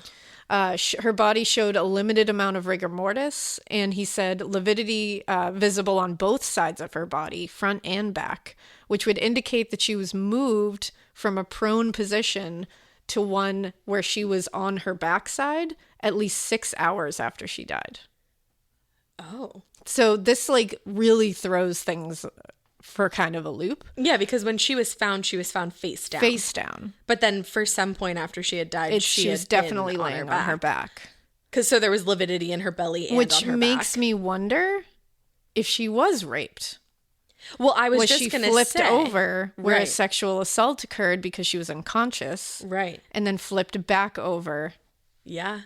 I don't know. That's actually one of the first things that came to my brain when you said that. I mean, I don't know. This is me totally speculating, but it's a very strange pattern. Like the lividity to me is like unbelievably fascinating because like it tells such a story. Yeah. And it can also confuse the fuck out of like you. Like the smiley face killers, all the different lividities in there. Oh, it throws you for a loop. And then people can like make bodies colder and the lividity changes color, which can throw the time of death off and throw how long they've been in that position off. The other interesting thing to me is that they didn't look for anything upstairs because what if like she had been upstairs for a period of time and then brought back downstairs? Yeah, you just don't know. Because nobody looked upstairs. Yeah. They seem like they were very tunnel visioned onto this small area where her body was found. Yeah. It's weird. And what's horrific too is that the medical examiner testified that the blows to the back of the head were likely inflicted while she was lying face down. So she was lying helpless, getting brutalized in the back of the head. Yeah. Apparently she also received a text to her phone at 11:04 a.m. one she did not answer, which tells you she could have already been dead. And she never responded to it. It was never released. I don't know who that text was from. I don't know what it said. I wonder if it was from Kevin and like they didn't release it for a reason. I don't know, but during this same testimony, Kevin's grandmother also testified that day that he was with her during the murder. So she said he couldn't have done it. I was with him. I can testify to that. Do they have anything to show that they I don't were think together, they have though? anything. It's just her word. Because like, I love you, Grandma, but like I don't know that to be your true. grandma's gonna lie for you. Like, Yeah, that's always. just like, of course, that's Like what 7 grandmas days a do. week.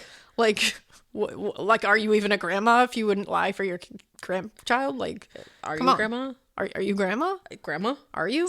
Are you there, Grandma? It's me, But, Grandma. you know, it's grandma saying that she was with, I'm just saying. Yeah. But the prosecution then brought forth the blood evidence. Okay, yeah. So let's get into this shit. Yeah, this is where it gets a little like this.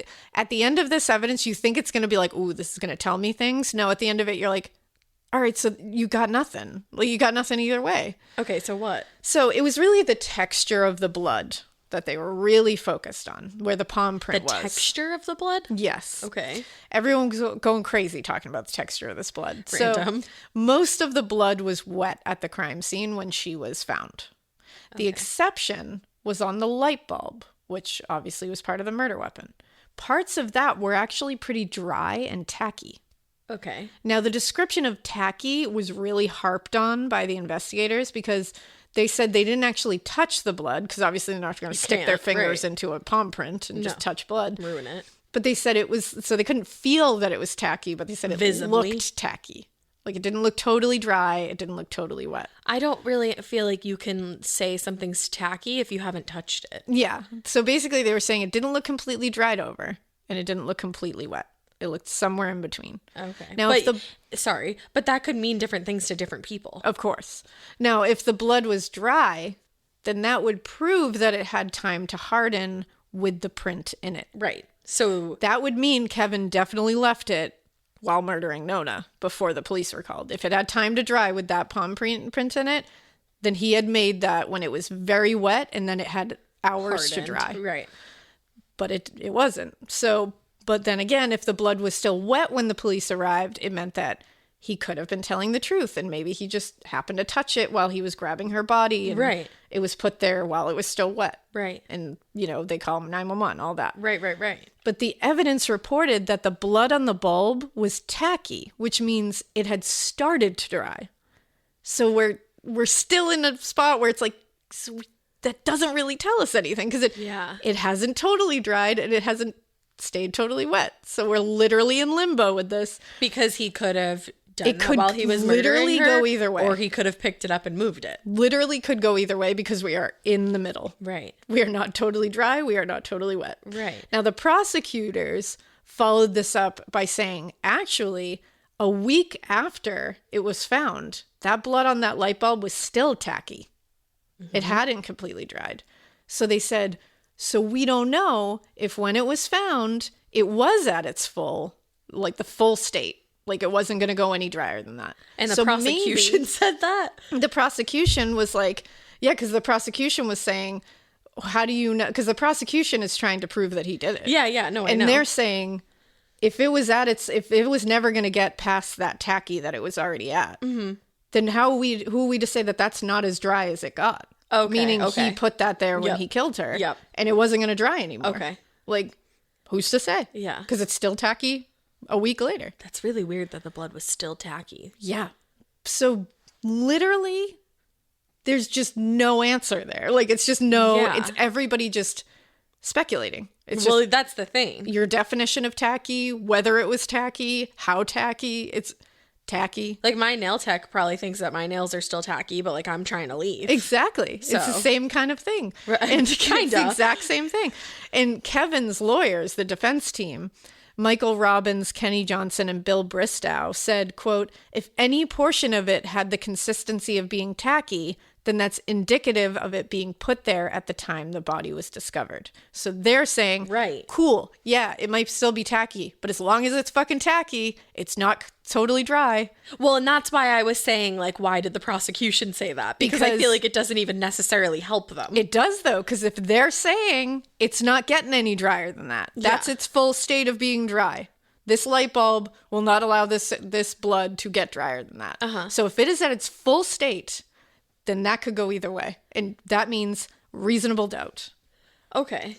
So they're saying... This whole thing is so confusing. They're saying that doesn't prove that he did it, but it doesn't prove that he didn't do it. Okay. That's what they're saying. And that's all they can hang on right now. So they're like, as long as we can say that it doesn't prove he didn't do it, because we don't know if that was going to get drier. It doesn't look like it was.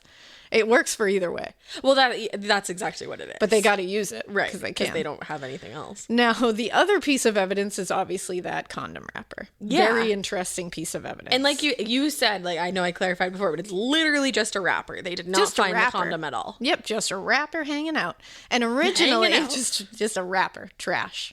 And originally, the prosecution said, we looked, there's no fingerprints on it, no DNA on the wrapper that we can use, like just a wrapper. There's no fingerprints on the wrapper? Well, the defense team ran tests on it and found DNA on the wrapper. I would think so. And that DNA was not a match to Kevin, but an unknown male. Oh, bitch. Which, strange. And unusual. Definitely unusual. Could just be a guy that she was sleeping with that wasn't Kevin. Which then supports the prosecutor's theory that he flipped out. And that's exactly what the prosecutors said. They said, okay, we're double down.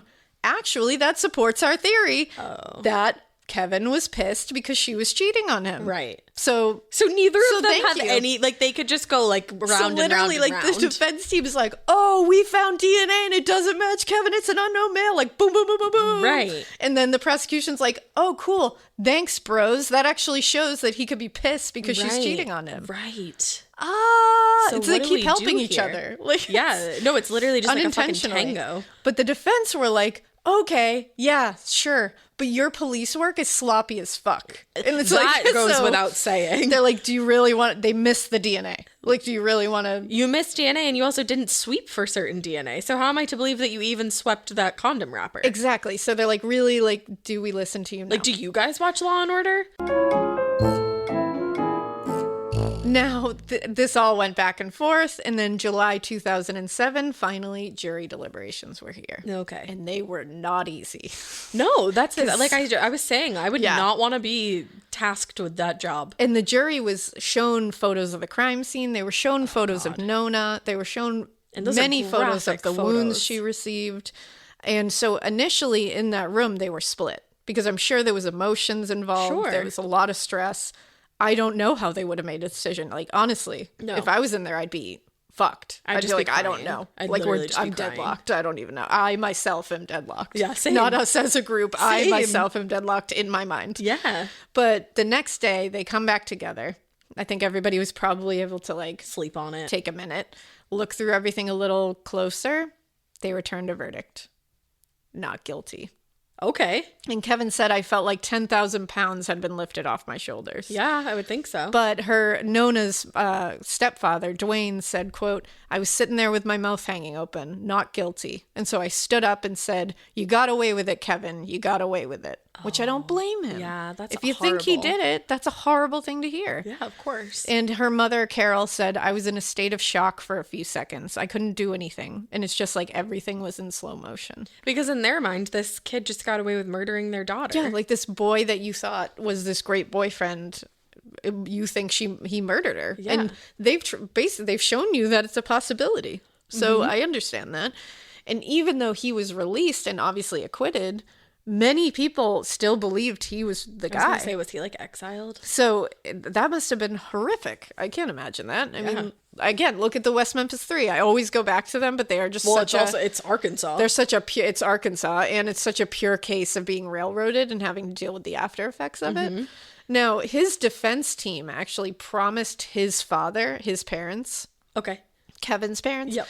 that they were going to find the guy responsible. They were like, we're not ending here. Yeah. Just because he got off doesn't mean that we're just going to go like, all right, see you later. Right.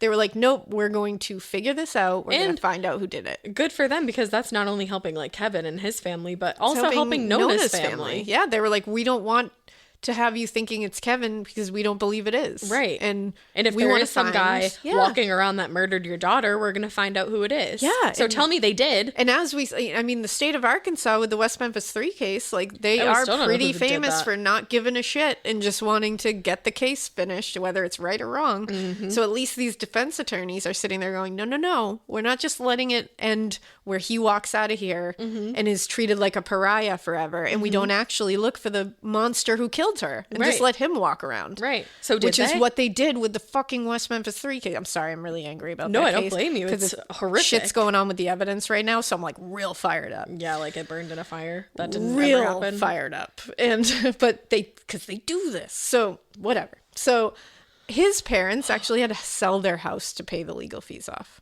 Oh, that happens in my case this It week happens too. so often. Yeah. And it's sad. They said, the defense team was like, we're going to start by matching that unknown male on the condom wrapper, the DNA.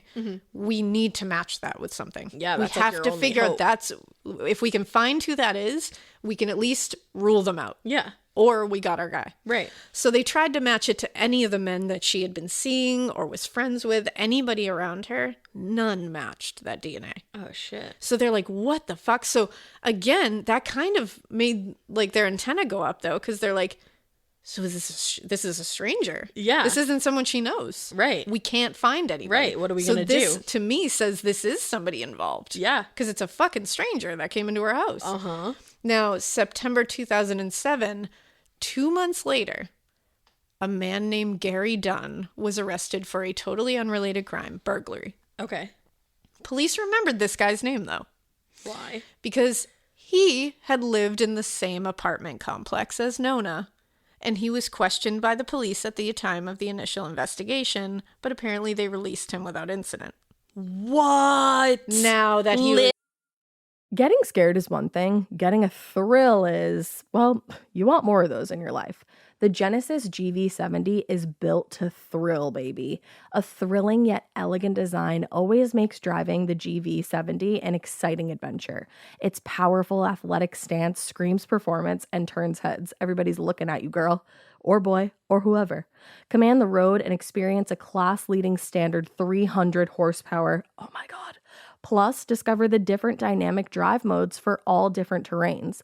Choose between the different terrain modes for whatever road conditions you may encounter. The Genesis GV70's award-winning technology and performance lets you drive with comfort and drive with confidence all at the same time. It's an exciting SUV with intuitive tech that can make your ride smooth even when the road isn't. And its blind spot cameras allow you to see what's next to you. It's like having eyes on the side of your head. That's pretty iconic. Its performance, by the way, is measured not only in power, but in how it makes you feel confident, sexy. The Genesis GV70. Learn more at genesis.com and feel the GV70. These long dog days of summer, I mean, we just made it through a heat wave. Mama was parched through this heat wave. I was hitting up Dunkin' every single day, and I will continue to probably for the rest of my days, but especially this summer. Dunkin' is helping everyone stay cool this summer with its lineup of refreshers.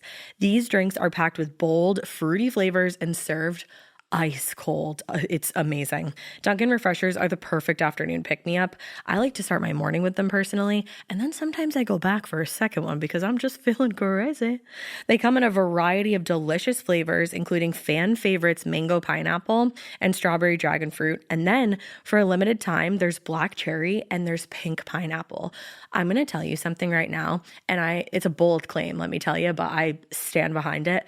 Pink pineapple will change your life. It is so good. It has me feeling like I'm sitting in a pool, resort side, just living, honey. It's so yummy. Try your favorite flavor with green tea, sparkling water, lemonade, or Dunkin's all-new limeade. I haven't tried the limeade yet, but I'm going to. Usually I get my drinks made with green tea and occasionally lemonade, but I do really like the green tea.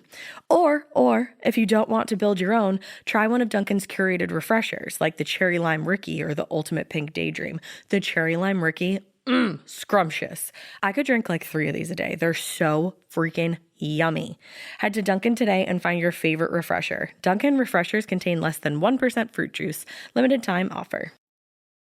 Lived in the complex? Yeah, in the same complex. And was questioned. Oh, it gets worse.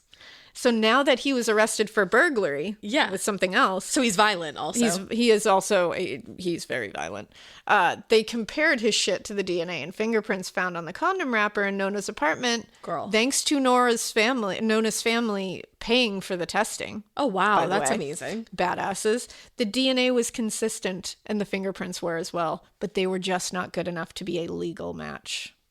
What? But they were consistent to the point where it was like, the odds of it not being him were like 1 in like a million zillion. Like it was like a very high number. Dude. So it couldn't be considered a legal match because it wasn't like a great sample, I don't think. Could they resample it? I don't think they could. I think it was like the wrapper is a tough one to get it. Some things are really tough to get samples from. That makes sense. But he's like, okay, but nope, I have an alibi.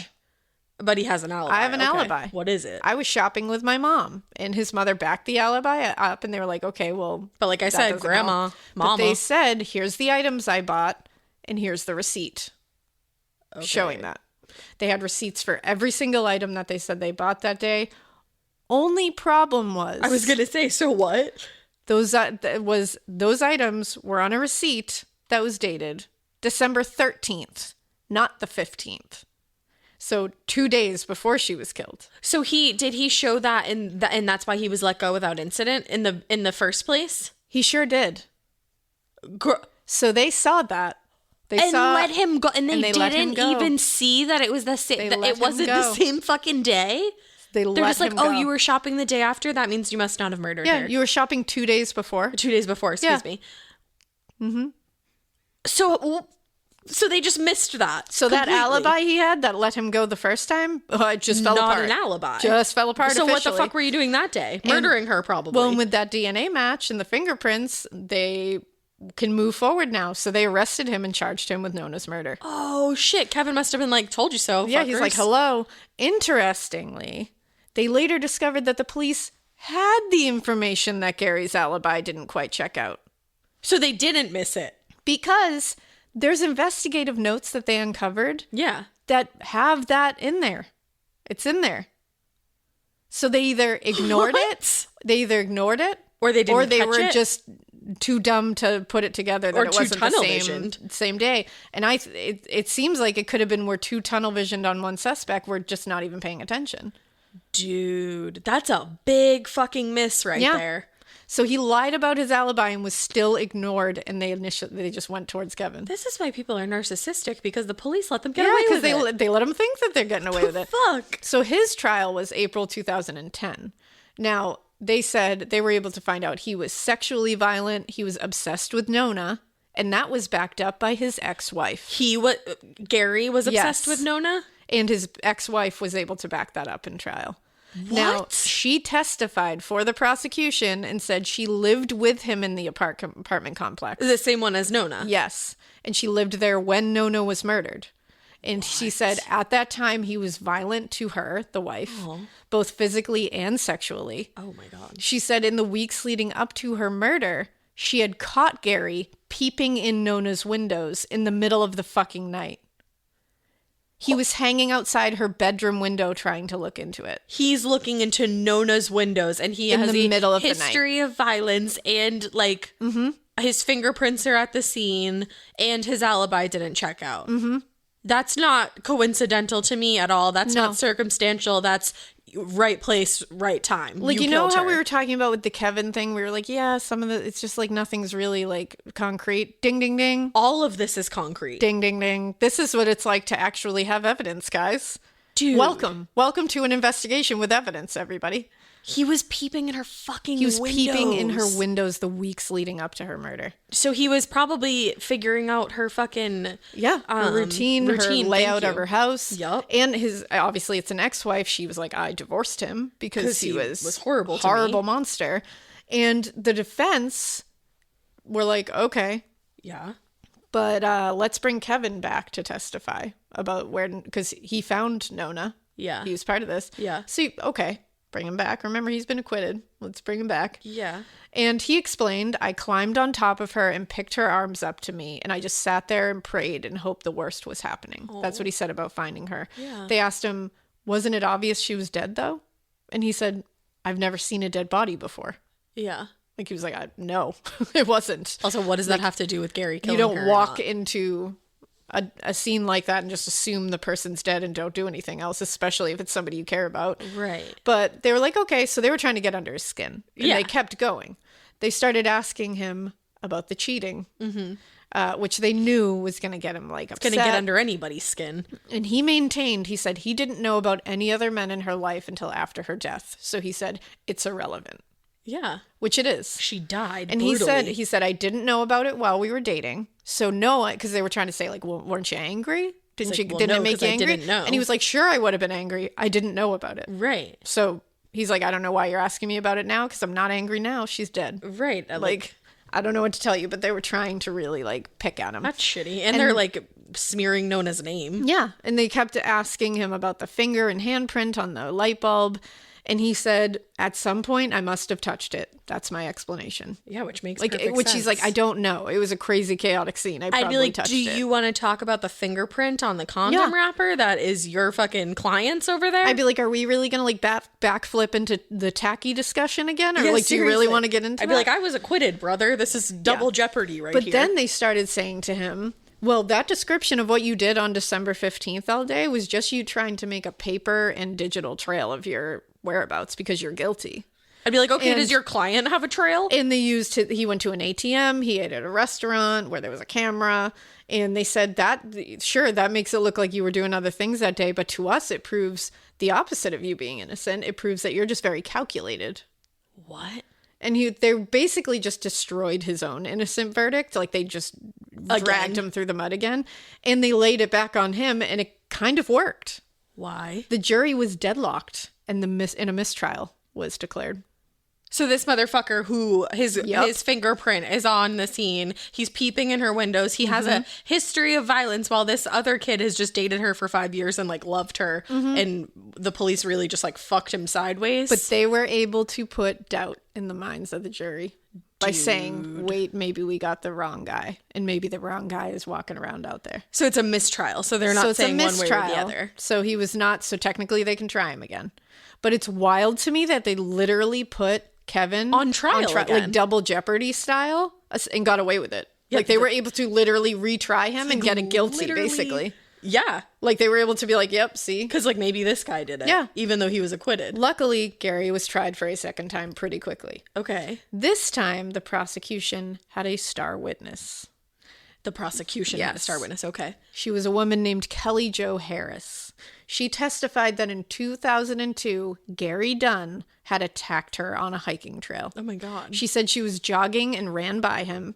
Suddenly he came up behind her and slammed her in the back of the head with a large stick. Dude. Does that sound familiar, everybody? Certainly does. He was violent and aggressive. He pinned her down on the ground, telling her he was going to kill her. She was luckily able to escape. Wow, good for her. Like, badass. My God. She went to police immediately, and they found him hiding in a fucking stream. In a stream? What are you, a salmon? Like, what? Get out of here. Ew. But he went to prison for 18 months. And 18 months for attempted murder. Oh, yeah. And wow. immediately upon his release, guess where he moved to? Those fucking apartments. The apartment complex where Nona lived. Wow. Mm-hmm. They should have to notify, like, you would think, especially like a young woman living alone, like a 19-year-old, she should know who her neighbor is and that he just got out of prison for trying to literally murder and rape somebody. Yeah. Yeah. So they brought that star witness out, which clearly shows that he has a history of violence, which they couldn't prove with Kevin. Right. Another hung jury. How, though? I don't know. How? Well, so the problem is, could they bring that fingerprint into the trial since it wasn't a legal match? Or like, you know what I mean? Yeah, I think it was, I don't even think it was able to be put in there. So I think they really were only having to go. But they had his ex-wife. Yeah, I mean, peeping who was in pretty her clear windows. that like there's a connection to Nona. He knew who she was. He was aware of her. Right. And the good thing is, he's in prison because he's a beast. Okay, good. He was sentenced to 15 years in prison after he tried to force a woman into his car outside of a Baptist church in Russellville. What? And that same day that he tried to kidnap that woman, he indecently exposed himself to another woman in a shopping center parking lot. So this man's is like has all the signs of being like a fucked up individual. He's a monstre who could murder people. Yes, he is a monstre. A monstre. A monstre.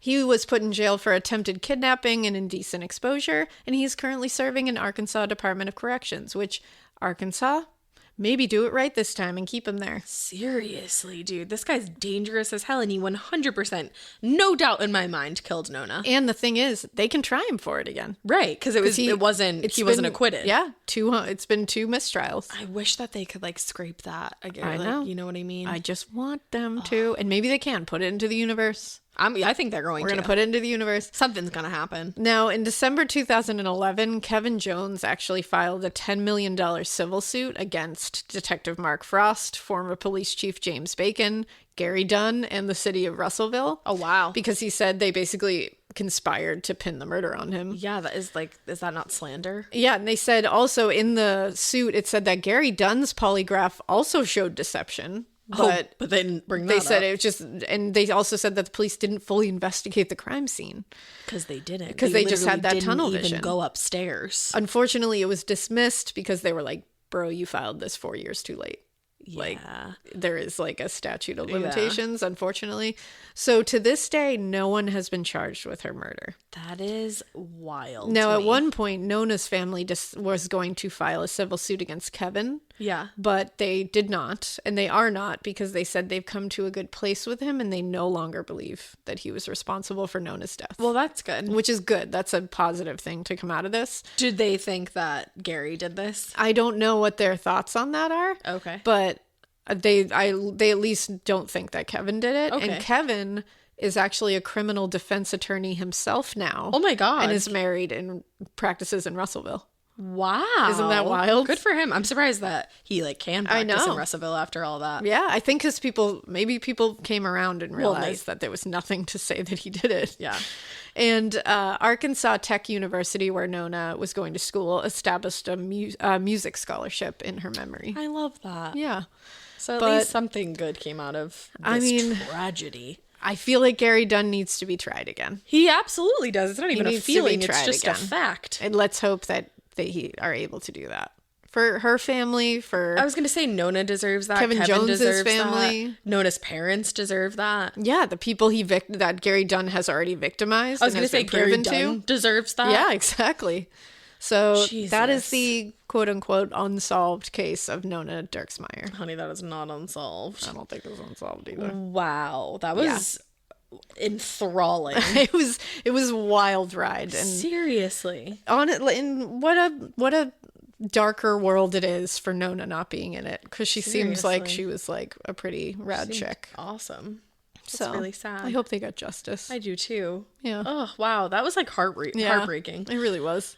Well, no good transition here, but we hope you keep listening. And we hope you keep it weird. But that's weird that you try to pin an entire murder on somebody without having all the evidence.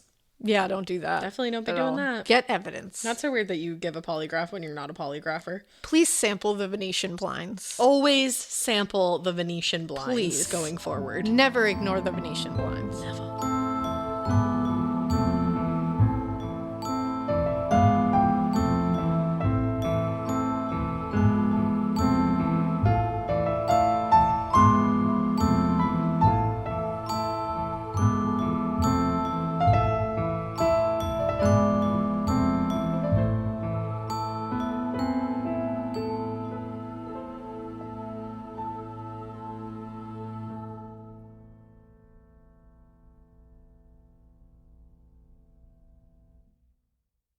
Do you remember in school when your teacher had a favorite of everything? A favorite marker, a favorite element, and yes, even a favorite student? Who wasn't me, so let's move on. I want to talk about their real favorite thing. Kleenex tissues. According to teacher lists, Kleenex is the #1 facial tissue trusted by teachers. They're silky soft, help prevent skin irritation. And now, with Kleenex Snap and Go, you can take them anywhere. Stock up on the ultimate classroom favorite. For whatever happens next, grab Kleenex.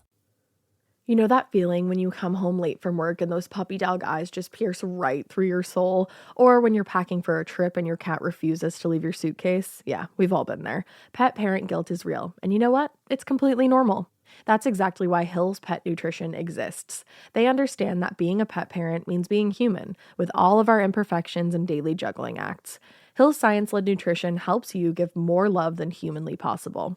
Whether it's those long work days or trying to balance attention between multiple pets, Hill's Pet Nutrition gets it. They've created science-based nutrition that supports your pet's lifelong health so you can feel confident even when life gets hectic. Because you're only human, there's Hill's. Science does more. Ready to let go of the guilt? Find the right food at hillspet.com/podcast. That's hillspet.com/podcast.